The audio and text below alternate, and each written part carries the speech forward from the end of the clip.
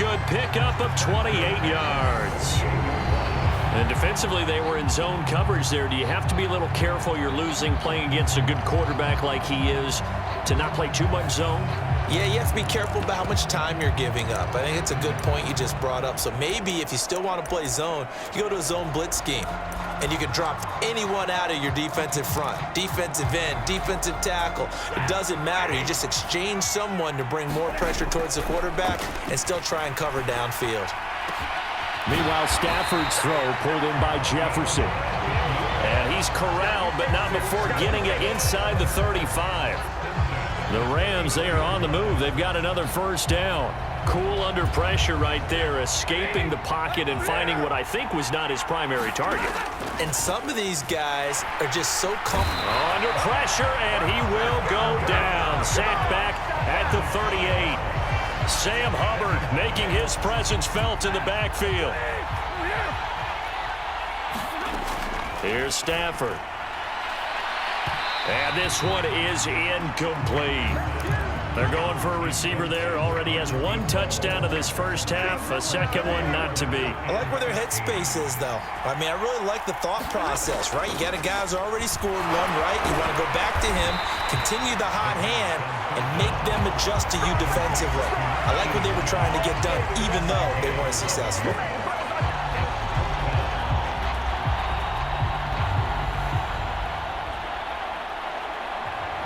So it's halftime here on sports' grandest stage in the Super Bowl. Okay, Brand. One of the greatest performances of the year usually, but not here. Halftime of the Super Bowl is skipped, and we are on to the second half. The Rams going to get the football first here, and they look to build on their lead as the second half gets started.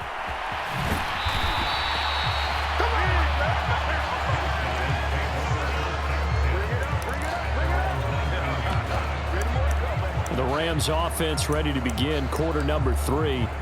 And I would imagine this is where you have to take stock of the situation, CD, and say, gosh, we're halfway to the Lombardi Trophy. Let's not slow down now. And I like the way you went there. Let's not slow down now, because the first half certainly went their way. And I would expect them to continue with that type of a game plan. But you're right. You do think back to Super Bowl 54. 49ers had a double-digit lead in the fourth quarter, couldn't hold on. So plenty can still happen. Back to the air. Stafford on second down. Man open is Robinson.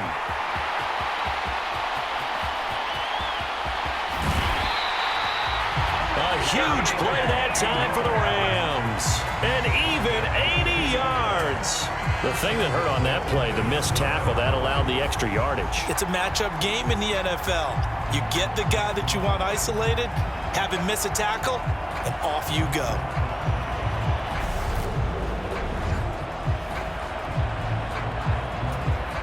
After the big play, a chance to finish now on first and goal. Stafford. And it's complete. He's got it in the end zone. Touchdown, Rams. Fourth touchdown pass of the game for Matthew Stafford. And the Rams tack on to their advantage. In order to lead in a game, you're going to get plenty of contributors, but that's his second touchdown catch of this game. He's one of the key guys in this one. And you better believe he'll be looking for the hat trick here as this one continues to go.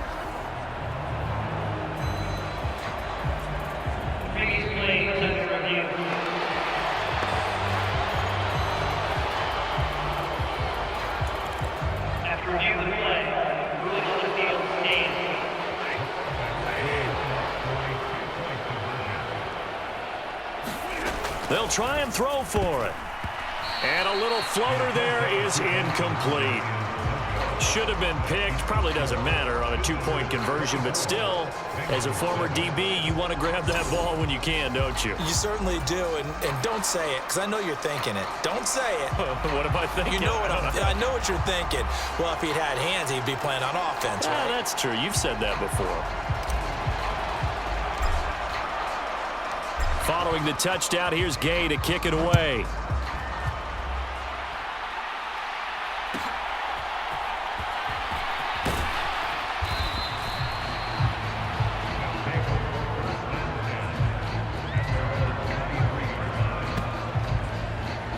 So here are the Bengals now as they get their first possession of this second half.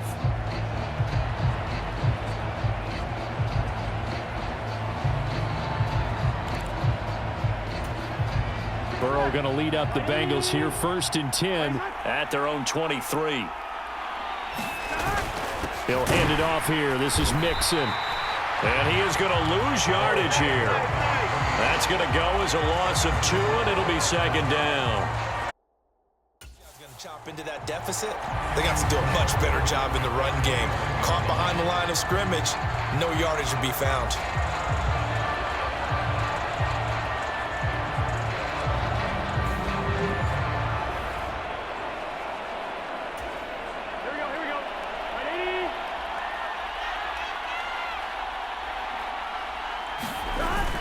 Back to Mixon on 2nd down. Up past the 25 to the 26, a gain of 5. On a 2nd and long, it's really nice to see an offense that has enough confidence to run the football in that situation. I think that goes back to their practice and game planning. They've seen things that they've seen on tape and in previous games that led them to believe that even in a long-distance situation, they can still run the football and gain enough yardage to put themselves in a good spot on 3rd down.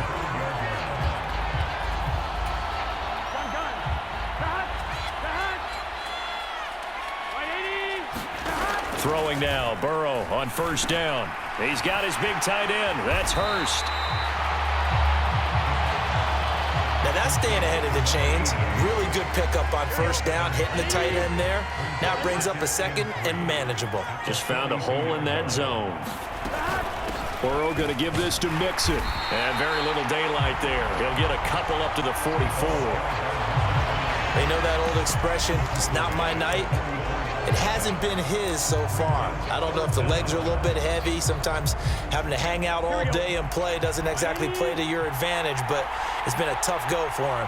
Every time he looks up, somebody's there defensively. That was the same case on that play. And Mixon not going to get there. Running into a wall here, and they'll stop him short. That'll make it 4th down after a loss of 1. Sometimes you just sit back and marvel at what he can do defensively. Speed, strength, quickness, he's the whole package. And that package just wrapped up the runner for a loss. Here's Kevin Huber now as he's on to kick it away. Here's Powell on the return. Give him 11 yards that time on the return. And they will take over 1st and 10. Back out onto the field comes Allen Robinson.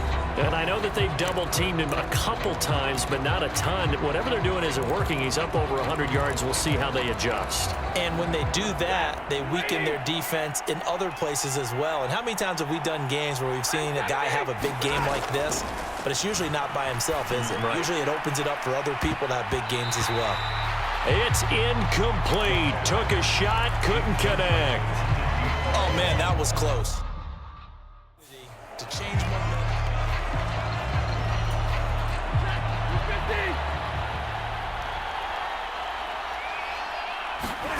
On 2nd and 10, Stafford. This ball tipped, and it's going to be incomplete. Fortunate maybe to get that back. It's 3rd down. So back-to-back incompletions, and that has him staring at a 3rd and 10. To throw is Stafford. He's got a man, complete. And eventually taken down, but how about that athletic spin move we saw? Gives him the 1st down yardage. It's a big conversion there for the Rams on 3rd down. 42 yards. So they'll come up in Bengals territory now with a 1st and 10 down at the 33. He's got Higbee complete right side. And they'll have it in the red zone before he crosses over out of bounds. 15 more there, and they're on a roll. It's another 1st down. And while we may be looking at the scoreboard, this offense certainly is not, because they're showing no signs of backing down, even with a 3-score lead here in the 3rd quarter. I think they keep taking their shots. They've seen blown leads happen throughout this league. They don't want to fall victim to it themselves. And it's complete. He's got it in the end zone. Touchdown, Rams. Matthew Stafford does it again. 5 touchdown passes.